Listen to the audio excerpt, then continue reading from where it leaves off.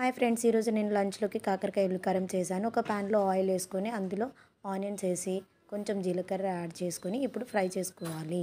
ఆ ఫ్రై చేసుకున్న onions జీలకర్రని mixer జార్లో యాడ్ చేసుకుంటున్నాను. తీసేసిన తర్వాత మళ్ళీ అదే ఆయిల్లో కొంచెం శనగపప్పు అలాగే మినపప్పు కూడా వేసి అవి కూడా దోరగా ఫ్రై చేసుకోవాలి. ఆ రెండు కూడా ఫ్రై చేసిన తర్వాత మళ్ళీ అదే మిక్సర్ జార్లో ఆనియన్స్ వేసుకున్న దాంట్లో మిక్సర్లోనే వేసుకోవాలి. ఇలా ఆనియన్స్ని, శనగపప్పుని, మినపప్పుని మిక్స్ చేసుకున్న తర్వాత ధనియా పొడి, కారం, పసుపు, ఉప్పు అవన్నీ యాడ్ చేసుకొని అదంతా ఒక పేస్ట్ లాగా తయారు చేసుకోవాలి.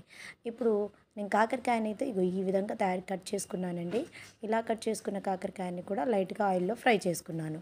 ఇలా ఫ్రై చేసుకున్న దాన్ని కూడా ఒక బౌల్లో తీసేసుకొని ఇప్పుడు మనం పేస్ట్ చేస్తే పెట్టుకున్నాం కదా, ఆ పేస్ట్ని ఈ కాకరకాయలో బాగా పట్టించేసేయాలి.